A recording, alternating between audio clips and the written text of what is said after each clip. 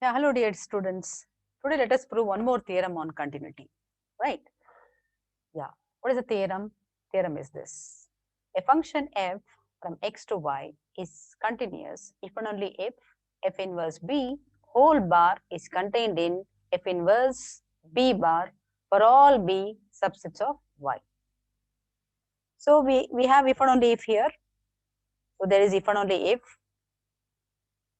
So we have both necessary and sufficiency. So first let us prove necessary. So necessary what is given? So given f is continuous, given f is continuous. And what we have to prove? TPT. To prove that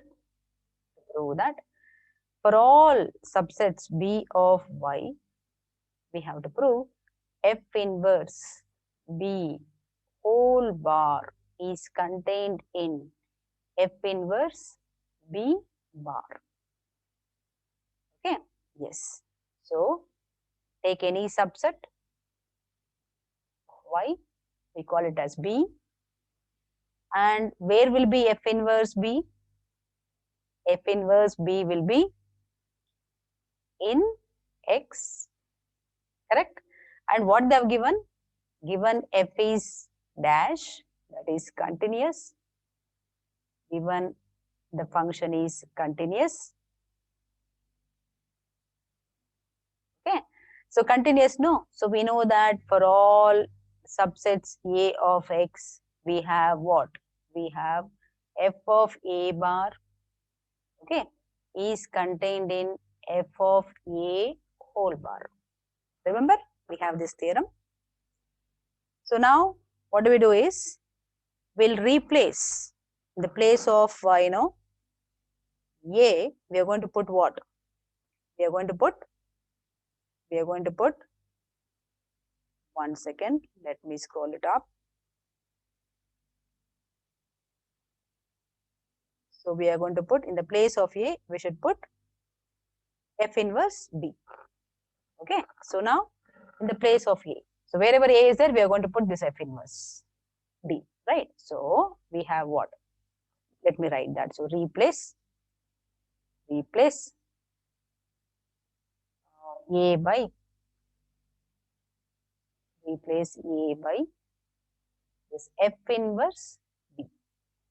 So remember, wherever A is there, we are going to put this.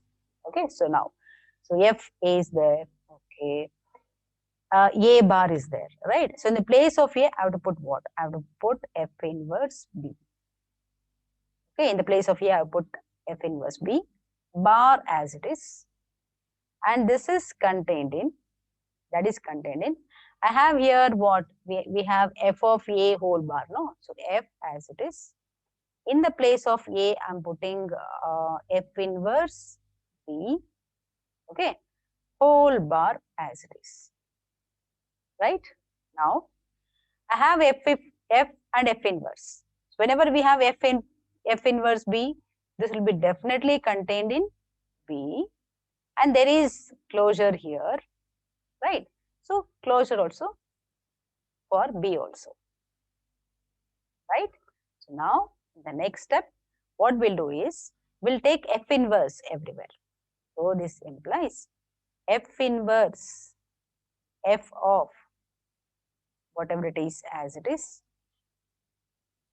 that is contained in. Here also I have to take F inverse. Now I'm not taking the middle term here. So I'm taking only this B bar, right? So F inverse of B bar. F inverse of B bar. So what is F inverse? First F inverse is there, no? So what next? The next step. So whenever we have F inverse first, that will contain, right? So the next step we have, this implies whatever it is here, right? This will be contained in this. So I'm writing that. So F inverse B, okay, whole bar is contained in this F inverse F of F inverse B whole bar, and this one is contained in the previous step as it is. Now we'll ditch the in-between step. So what have we got? We have got F inverse B whole bar is contained in F inverse B bar. That is what we had to prove. Hence, necessary. Necessary is over. Right? Very easy. Now we shall prove sufficiency. So what is sufficiency given on TPT? So necessary is over. Next is sufficiency. So in the sufficiency, what is given? Sufficiency given. Given. What is given? Given for all B subsets of Y, they have given F inverse B whole bar is contained in F inverse B bar. This is what they have given. What we have to prove? Prove that F from where to where? X to Y is dash. It is continuous. Okay. So now to prove F is continuous, we prove for all subsets A of X, we prove F of A bar is contained in F of A whole bar. And we know that these two are equivalent. So we have to prove it is continuous. So we'll prove for any subset A of X, we are going to prove F of A bar is contained in F of A whole bar. Okay. Now let me take any subset of X. A is any subset of X. Where is the image F of A? Definitely in Y. What is given to me? What is given? For all subsets, B of Y, they have given F inverse B whole bar is contained in F inverse B bar. Right? Now what we do is, in the given, replace B by F of A. Just in the given, replace B by F of A. So what is given? Given is F inverse B whole bar, right? So we have the next step, F inverse. In the place of B, I have to write F of A. Okay, in the place of B, we have put F of A. Whole bar is contained in F inverse.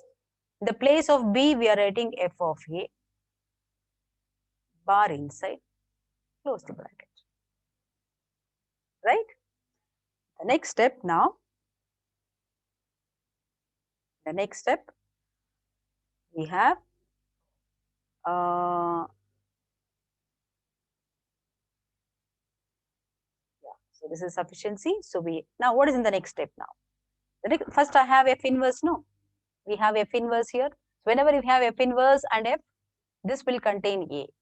So A, and there is bar, so A bar will be contained in F inverse F of A, right? Whole bar, right? And that is contained in this one as it is. That is F inverse F of A whole bar. Right? Now what do? We'll take F on both sides. The next step will take F on both sides. So F acting on A bar, the images I'm taking now. So we'll ditch the in-between step I don't want, that is contained in F. I'll take this part, right? So F inverse F of A whole bar as it is. And whenever we have this, F inverse, this will be contained in whatever inside here. That is F of A whole bar. So what have we got? So we have got the LHS F of A whole bar is contained in F of A full bar. And this happened for any subset A of X.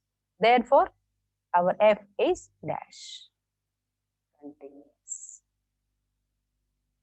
Hence, sufficiency. Sufficiency is proved. Okay, dear students, we'll stop now.